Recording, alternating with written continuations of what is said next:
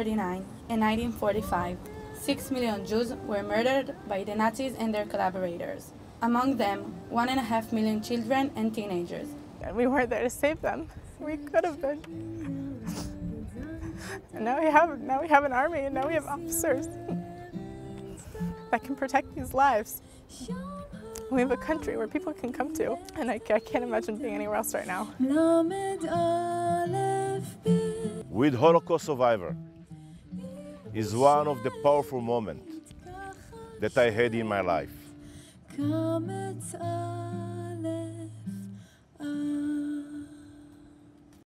With us now is Major General Amir Eshel, and we have an Israel Air Force officer here as well. Maya, a real pleasure and honor to have you with us, sir. Thank you, Maya. My daughter's name is Maya. I'm so pleased to be with you here. What can I tell you? We're living in crazy times, and Hezbollah public diplomacy is more important for Israel and Jewish life than ever, with the insanity of rising anti-Semitism in the world. And it is heroes like you who are protecting Israel. My parents were Holocaust survivors, so I'm very much in touch with the essential role that you are playing. What are your thoughts on things at the present time, sir? A lot of concerns. Some genies got out of the battles, and we remember old times that those kind of acts started tragedies and crises. And I hope that all of us, I'm talking about globally, will set our minds and confront those phenomena in order to get those genies back to the battle before tragedies will occur. Nothing has really changed. Why is anti-Semitism suddenly so much more prevalent than it was 10 years ago? What's happened? Well, I think the world has changed in a way. Democracies are conflicting internal challenges, and all those activities in the new media let people express their opinions without being accounted for, and that's the kind of lose of many people in many countries, lots of people in many countries, to raise up the level of, I would say violent discussion, violent dialogue all over.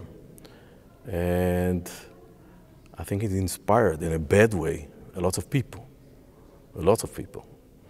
And this is kind of a challenge that we have to confront, and sooner is better, the better, because we know the potential outcomes of those kind of vectors from history, and we are facing them right now. So nobody is immune. Nothing should be taken for granted. It must be addressed. And of course, relate to Israel and relate to the Jews all around the world. Israel must be strong. Israel must back up the whole Jewish people all around the globe against those violent discussions, and some of them are not just words. Some of them are real violence. So what you're saying is so very important, and in this world, ignorance and stupidity is so dangerous. And I just think about the responsibilities you had, commanding Israel's outstanding Air Force, defending Israel, an absolutely essential cause. And you, Maya, you are actually beginning your career as a captain, and I understand that you yourself have served Israel so very well. Share with us your thoughts in our conversation. I actually agree with everything Amir says, and I think that the media has a very important role in this crazy sensation going around Israel now. It's very easy for toxic, wrong information to go out everywhere, not like 10 and 20 years ago. So I do think this is a very important thing, and this is why it's very important for us to talk in the media and show the other side and the truth. Speaking of hypocrisy, why is Israel held to a higher standard? Worse things happen in other parts of the world. The UN and other bodies hardly make any mention of it. Yet Israel is singled out for persecution and prosecution in the media. What are your thoughts on that double standard? I think that the media likes to show all the bad things. They never show us going to Brazil and helping the people in the earthquakes and all around the world. Media has the bad side of us, always. Never the good side. You talk about hypocrisy. We demand from ourselves the highest standards all around the globe. It is based on our Jewish moral values. This is our national identity. So we demand from ourselves the highest standards. Others look at us in different ways, and they consider double standards. The highest standard that we demand from ourselves, and other standards for others. And that's why they criticize us, because we demand from ourselves. It sounds weird, but I think it's political tool in order to confront the state of Israel, the people of Israel, the government. We will continue to follow those moral values of the Jewish people. That's what really kept us along those thousands of years. And we're going to follow them as a compass, as a lighthouse. We'll continue to do that. A concern I have is that technology is really something that is helping Israel's enemies more and more. In the past, it was the high skill of the IDF soldier that made a real big difference. But today, any ignorant fool can fire a sophisticated shoulder missile, and this disparity or change in the equation troubles me. Is Israel able to maintain its qualitative military edge over its enemies? Yes, technology is a challenge, but the major factor any outcomes of any conflict is the human factor. Doesn't matter what level of technology, how sophisticated it is, cutting edge, whatever. The men and women behind that technology, they are the only one who are responsible to get the results. And we are blessed with the best people in the IDF, highly motivated, skillful. Look, Maya has such a responsibility for what she's doing in the Air Force, which is almost incomparable to any other male or female all around the globe in her age. And she will tell you what she feels about it, what she's doing related to that. I think is inspiring. Share with us. Being able to have the amount of responsibility that I have at the age of 20 is crazy. I always tell my soldiers that the responsibility that they have at the age of 18 can affect a whole country. And it's an amazing feeling, and I feel responsible for the citizens, and I feel responsible for the soldiers, and I feel every day when I wake up, I feel that responsibility on my shoulders. And I love what I'm doing. And as for your question about the technology, I think that we have an amazing intelligence, and that we are always building ourselves step by step further on, and we always want to be one step before the enemy. And in the Air Force, it's we feel it. The technology keeps on going. Motivated and actively defending your country, your homeland. So essential. It is, the role is quite clear, defending the people and the country. But when you understand the circumstances, the situation Maya is in and others. She has to decide in seconds what to do. And it's easy to make mistakes. And the outcomes of potential mistakes can be strategic. Impact, which is, I would say, unprecedented. And everything lies on her shoulder and her friends all over the IDF. And they are professional. They are determined to take the decisions. They are not afraid. They understand their responsibility, and they are doing great. Before we conclude, Maya, give our audience a final thought.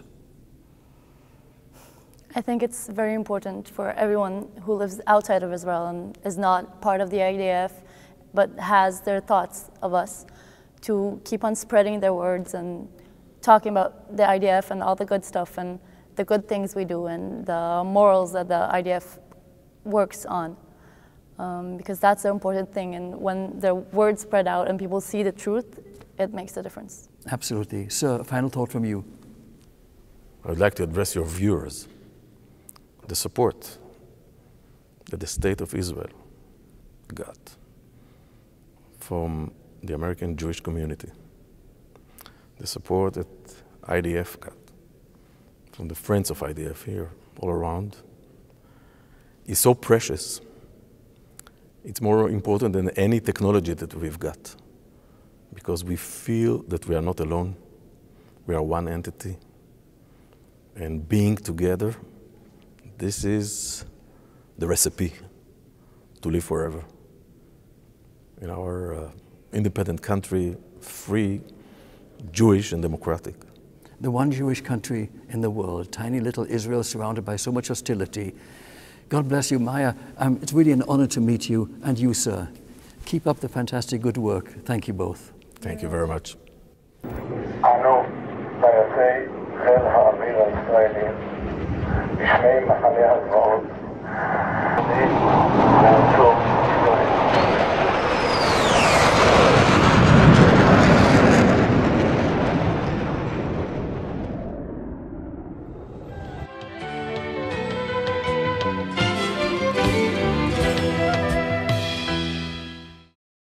With us now are Evelyn Katz and Dina Ben-Ari. Such a pleasure to have you with us finally. Thank Dina, you for having us.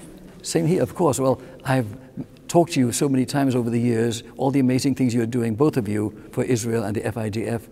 And I finally have you on camera, which is great. And here we are in a new year and another wonderful event for FIDF, Friends of the Israel Defense Forces. And share with us your thoughts. Why is this important to you personally? Because we need to show support to the soldiers that give everything 24/7 to defend the state of Israel. They need to know they're not alone.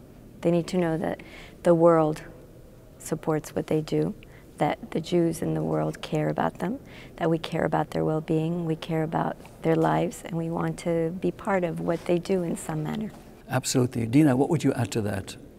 Well, Israel is my homeland. And as such, you know, I think it's our duty to really support the Israeli soldiers, these boys and girls that really protect the Israeli nation and the Jews all over the world. So I feel privileged, you know, to support and to help support these soldiers. There seems to be such rising anti-Semitism. I was just speaking with Major General Eshel about this, and it shocks me that in this informed, high-tech world, that people can be so ignorant and stupid and hypocritical. What are your thoughts on that? I think the key is education. I think that, you know, if you start from when they're yay little and you go up at elementary school, middle school, and high school, and you teach students about world history, they will not be ignorant. I think part of it is the education is lacking in the schools.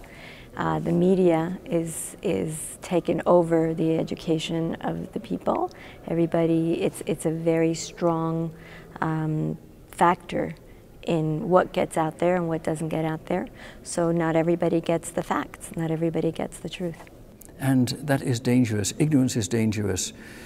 Dina, I heard that a significant percentage of millennials in the United States never heard of Auschwitz. Well, I think, first of all, I think it's really a shame, okay, because this is really such a sad part in the Jewish history, and I think that every Jewish person, you know, should learn and should know, you know, what happened during the Holocaust, and understand, you know, the importance of having a state of Israel to make sure that the Holocaust will never happen again. Absolutely. That is so unspeakable, that there is so much ignorance, and so many people, even in politics in the United States at this time, you'll have uninformed people who are dangerously uninformed and oblivious of the real facts. So education is the key. Absolutely. Absolutely. If people will be educated, okay, to know the history, to know the facts, okay, they will understand, you know, what's going on in the Middle East and in Israel, and will understand the importance of having a state of Israel, democracy, you know, in the Middle East. The one democracy and all the achievements of the state of Israel, what Israel contributes to the world, and Jewish people, I must say, even though it may be politically incorrect to brag, but why not? Why shouldn't we be proud of what Israel brings and Jewish people bring to the world? Israel is incredible. They've done so much in the area, not only of technology, but also using your natural resources and bringing those resources, for example, water. Water is something that is necessary all over the planet.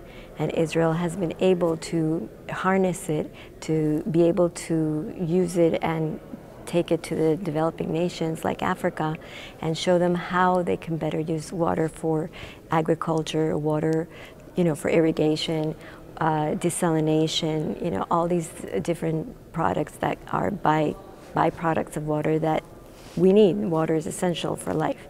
That's just one small thing that Israel does. Israel, the army, for example, the FIDF are the first responders to any disaster anywhere in the world. Who's there first? The FIDF. Haiti, South America, Right. Incredible. Right. Yep. The first hospital in Haiti came from Israel after the disaster. And even now recently in Mexico, you know. But I would like to add also, okay, look at Israel, okay, this, you know, just last week, you know, Israel sent, you know, the spaceship, Bereshit. You know, Israel is the 4th country in the world, okay, to send a spaceship, you know, to the moon. So I think this really says it all. So many technological achievements. Before we conclude this brief interview, unfortunately brief, please share with our audience a final thought with regard to the work of the FIDF and your role in it. Mm-hmm. Well, the FIDF is vital in providing for the well-being of its soldiers. There's several programs that we provide for. There's education, there's the Lone Soldier Program. We take care of the wounded and bereaved families. We take care of a full battalion. You can adopt a battalion and take care of all their needs. We provide R&R for the soldiers and gymnasiums and auditoriums and things for them, synagogues for them to be able to have a broad and a good time, not a good time when they're in the army, but a better time, an easier time when they're in the army. And I think that, you know, there's many other things that I'm sure Dina can add to that. But my role is basically in trying to get the word out about what the Friends of the IDF does so that more people can support it, so that more people also understand that the Israeli army is one of the most moral armies in the world, that they are defending the state of Israel. It's not that they want to be out there fighting. They're defending their right to live in their country. And I'm very proud to be able to do this, and it's a privilege for me to be involved. So very important. Dina, your thoughts? Well, I'm with the Friends of the IDF over 14 years, and I think it's a privilege and it's an honor, really, to take care of the well-being of the Israeli soldiers. They are young, They are so young, from the age of 18 to 20. Okay, they are leaving, their home and going to the army, and I think it's a privilege, really, to make their life easier during the service and after the service. Absolutely, Dina, such a pleasure. Thank you. Thank you very and much. I would be delighted Pleasure. to meet your husband and interview him as well. Okay. He's probably there somewhere. But for Enjoy it. Shmuel, you need an hour. Oh, it's amazing. Amazing. I'll be happy to. Being here today, these moments for us are empowering. But for you guys, what I would like you to take from it is the victory we take from it. Because these uniforms are different uniforms. These uniforms are not striped. And for us, this is victory. We need to remember and never forget. Remember and pass on from generation to generation. To vow never again. We swear to protect the state of Israel, to be the shield for all Jewish people around the world, for our families, for our children, and for our future.